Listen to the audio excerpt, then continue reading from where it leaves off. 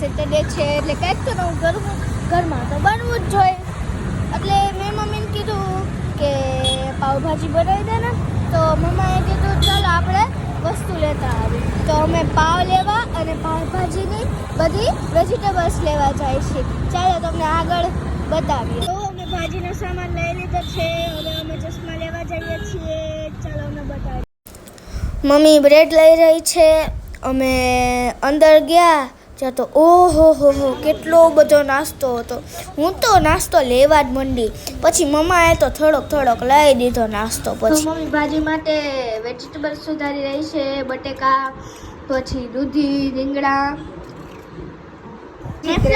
જો મમ્મીએ બાફા મૂકી દીધું છે અને ભાજી વઘારવા માંડી છે. ઓ વાવ, મસ્તની ભાજી બનશે, તમે જોઈ શકો છો. અમે તો બહુ એન્જોય કરશું. પછી બ્રેડ શેકવા મૂકી દીધી અને અમે બધાએ સાથે જ બેસી ગયા.